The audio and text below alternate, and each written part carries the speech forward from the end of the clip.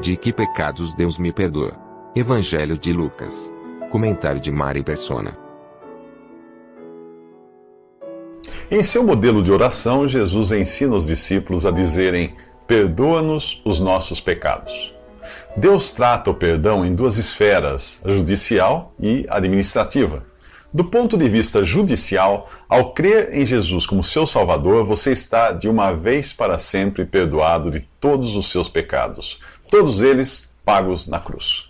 O sacrifício de Cristo não valeu apenas para os pecados passados, de antes de você crer, pois todos eles eram futuros quando Jesus morreu. Na cruz, os seus pecados foram pagos. Na sua conversão, eles foram perdoados. Se o sangue de Jesus só valesse para os pecados cometidos até o dia da sua conversão, você já teria perdido sua salvação. Pois se disser que nunca pecou desde então, você é um grande mentiroso. A primeira carta de João diz que se afirmarmos que estamos sem pecado, enganamo-nos a nós mesmos, e a verdade não está em nós. Se confessarmos os nossos pecados, Ele é fiel e justo para perdoar os nossos pecados e nos purificar de toda injustiça. Se afirmarmos que não temos cometido pecado, fazemos de Deus um mentiroso, e a sua palavra não está em nós. Funciona assim: o perdão judicial você recebeu ao crer em Jesus, porque ele morreu por você, e a provisão para o perdão administrativo, para os seus pecados cometidos após a sua conversão, é garantida pelo mesmo sacrifício de Cristo. Nesse caso, Deus quer que você os confesse para restaurar a sua comunhão com o Pai. Mas veja se faz antes a lição de casa, pois a passagem não diz apenas perdoa-nos os nossos pecados, mas ela continua dizendo, pois também perdoamos a todos os que nos devem. Isso demonstra que o perdão buscado aqui é um perdão para a restauração de um relacionamento, como acontece também na esfera humana. Quando eu viajo a trabalho, eu recebo do meu cliente um voucher, uma espécie de vale, para eu usar nas despesas de alimentação, táxi, hotel. Tendo o voucher nas mãos, eu não preciso me preocupar em levar dinheiro para essas despesas, pois o pagamento está garantido. Mas a cada despesa eu preciso apresentar o voucher, para provar que os recursos já foram supridos. O sangue de Jesus é o voucher, que garante não apenas o perdão judicial no momento da sua conversão, mas também o perdão administrativo no dia a dia, se eventualmente você pecar. A primeira carta de João diz: o sangue de Jesus, seu Filho, nos purifica de todo pecado. Escrevo-lhes estas coisas para que vocês não pequem. Se, porém, alguém pecar, temos um intercessor junto ao Pai, Jesus Cristo o justo. Ele é a propiciação pelos nossos pecados. Isso está em 1 João, capítulo 2, versículos 1 e 2. Nos próximos 3 minutos, a oração ensinada por Jesus fala de nossa necessidade de pedir ao Pai por proteção na tentação. O último pedido da oração ensinada por Jesus é: não nos deixes cair em tentação. A palavra tentação aqui é no sentido de teste ou prova, como quando nós testamos os freios do carro antes de uma descida ou participamos de uma prova na escola. Repare que o pedido não é para não sermos tentados, mas para não cairmos ou falharmos no teste. Jó e Pedro foram testados assim e falharam, por confiarem em si mesmos. Jesus foi levado pelo Espírito ao deserto para ser testado pelo diabo e provou ser quem ele era, o Filho de Deus sem pecado e incapaz de pecar. Para o cristão é um privilégio passar por este tipo de tentação ou provação, pois quando Deus a permite, o objetivo é produzir algum resultado em nós. Veja o que diz Tiago no 1º capítulo de sua carta. Meus irmãos, considerem motivo de grande alegria o fato de passarem por diversas provações, pois vocês sabem que a prova da sua fé produz perseverança. Pedro, o mesmo que foi reprovado, escreveu mais tarde exortando os cristãos a se alegrarem naquilo que receberam em Cristo, ainda que no momento presente e por um pouco de tempo fossem entristecidos por todo tipo de provação. Ele explica a razão desses testes ou provas que Deus permite, para que fique comprovado que a fé que vocês têm, muito mais valiosa do que o ouro que perece, mesmo que refinado pelo fogo, é genuína e resultará em louvor, glória e honra quando Jesus Cristo for revelado. Mesmo assim, devemos rogar ao Pai que não nos deixe tirar zero nas provas e que Ele possa transformar essas experiências amargas em benefício para nossas almas e em louvor para a glória de Deus. O Senhor Jesus podia muito bem ficar no deserto 40 dias sem comer e beber, sendo testado pelo diabo por ser o Filho de Deus e, ao mesmo tempo, Deus e homem. Se ele, que nunca falhou e nem poderia falhar em razão de sua natureza divina, andou aqui em total dependência do Pai, quanto mais nós devemos imitá-lo, buscando em Deus a capacidade para tirarmos boas notas das provas pelas quais devemos passar. Este é um modelo perfeito de oração, pois cobre tudo. Primeiro nós vimos os pontos relacionados a Deus, como o privilégio de chamá-lo de Pai, o reconhecimento de sua glória e santidade, por ele ser quem ele é, e a expectativa dos novos céus e nova terra no final da história. Depois falamos de nossas necessidades físicas e espirituais ao pedirmos pelo pão cotidiano, e não mensal ou anual. Ao reconhecermos também quem é a fonte de nosso perdão e, finalmente, buscarmos em Deus a capacidade para não falharmos nos testes ou provações. Mas volto a lembrar que este modelo de oração foi dado antes que os discípulos tivessem recebido o Espírito Santo e desfrutassem da certeza do perdão de seus pecados. Nos próximos 3 minutos daremos uma olhada por sobre o ombro de um servo de Deus para ver o que estava anotado em sua Bíblia.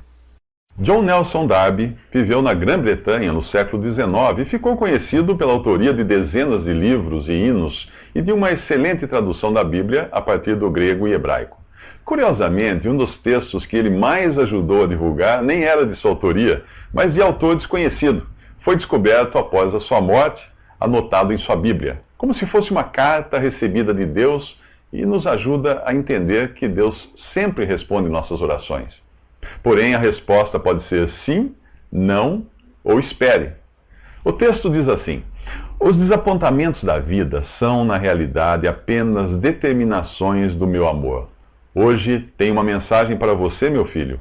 Vou segredá-la suavemente ao seu ouvido, para que quando surgirem as nuvens, que são um prenúncio de tempestade, elas sejam douradas de glória, e para que os espinhos nos quais você talvez tenha que pisar se quebrem.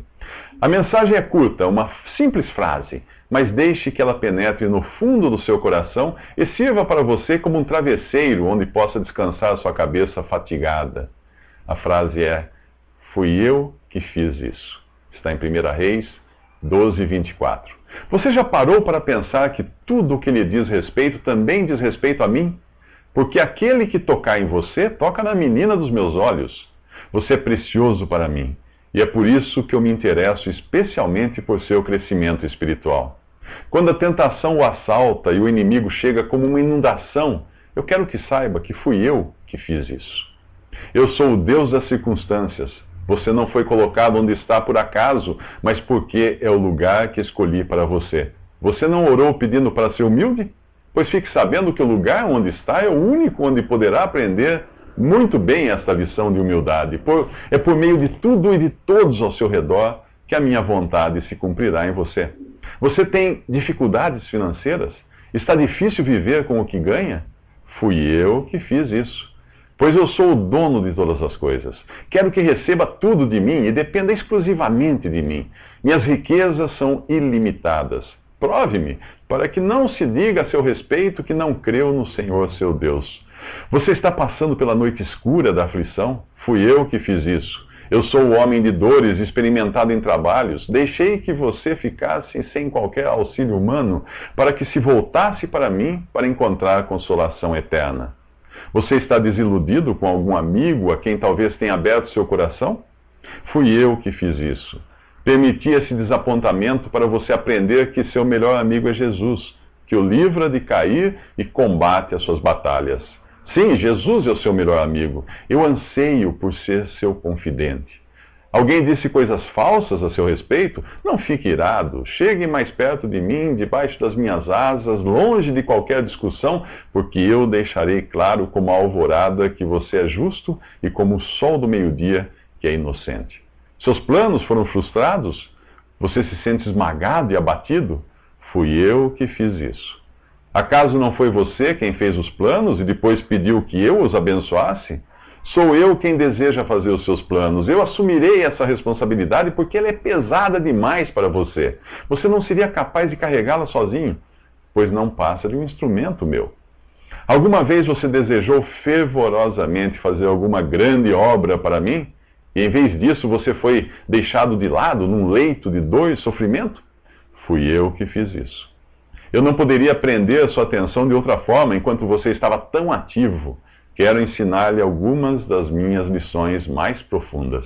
Somente aqueles que aprendem a esperar pacientemente é que podem me servir. Às vezes, os meus melhores obreiros são aqueles que foram colocados fora do serviço ativo, a fim de poderem aprender a manejar melhor a arma que se chama oração. Você foi chamado de repente a ocupar uma posição difícil, cheia de responsabilidades. Vá em frente, conte comigo. Eu estou colocando você nessa posição cheia de dificuldades simplesmente porque abençoarei você em tudo o que fizer. Ponho hoje em suas mãos um vaso de santo azeite. Tira o quanto você quiser, meu filho, para que toda circunstância que surgiu em seu caminho, cada palavra que o magoe, cada obstáculo que prove a sua paciência, cada manifestação de sua fraqueza, possa ser ungida com esse óleo. Lembre-se de que os obstáculos são instruções divinas. A dor que você sofrer será na medida certa para você enxergar em todas as coisas a minha mão. Portanto, aplique o seu coração a todas as palavras que hoje te digo, pois elas são a sua vida. Já que o nosso assunto tem sido a oração que Jesus ensinou aos discípulos, seria bom nos ocuparmos por alguns minutos com o Salmo 121, que diz: Levanto os meus olhos para os montes e pergunto, de onde vem o meu socorro? O meu socorro vem do Senhor, que fez os céus e a terra. Ele não permitirá que você tropece. O seu protetor se manterá alerta. Sim, o protetor de Israel não dormirá. Ele está sempre alerta. O Senhor é o seu protetor. Como sombra que o protege, ele está à sua direita. De dia, o sol não o ferirá, nem a lua de noite. O Senhor o protegerá de todo o mal. Protegerá a sua vida. O Senhor protegerá a sua saída e a sua chegada, desde agora e para sempre. Nesse salmo, primeiro é levantando os olhos para Deus que você encontra socorro nas dificuldades. O mundo irá dizer a você: confie em si mesmo, siga o seu coração. Mas isso não passa de uma grande bobagem, sussurrada nos seus ouvidos pelo diabo. Por que você iria confiar nessa ruína que vive no vale da sombra da morte, quando pode confiar naquele que está acima dos montes? É do Senhor que vem o seu socorro, daquele que fez os céus e a terra.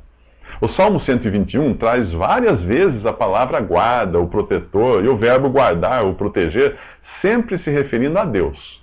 Se você é daqueles que buscam por proteção em religião, crucifixo, terço, talismã, santo, imagem, pastor, azeite, vela, guru, ou em qualquer coisa que não seja o próprio Deus, é porque você ainda não tem a Jesus como seu Salvador. Você ainda não creu nele para receber o perdão de seus pecados e a vida eterna. Se já tivesse confiado nele para receber o mais difícil, que é a sua salvação, você iria também confiar para receber o seu cuidado. Deus promete ao salvo por Cristo que não permitirá que tropece ou caia em pecado. Nós precisamos dessa proteção por estarmos cercados de armadilhas e enganos. O inimigo de nossas almas, Satanás, odeia o fato de termos sido roubados das suas garras quando cremos em Cristo e não se cansa de procurar a nossa queda para manchar a reputação de Deus. Quando Jesus diz a você para segui-lo, está dizendo que você só estará seguro pisando em suas pegadas. Qualquer vigia humano pode se distrair ou cair no sono, mas o Salmo diz que Deus não dormirá. Ele está sempre alerta, de dia e de noite.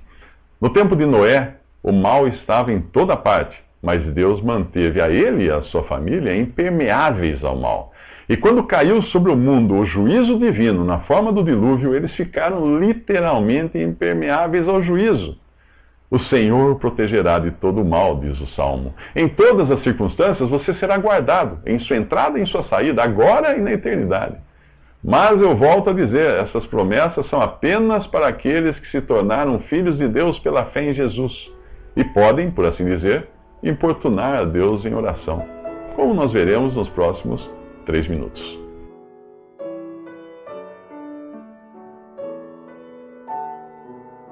Visite Respondi.com.br. Visite também 3minutos.net.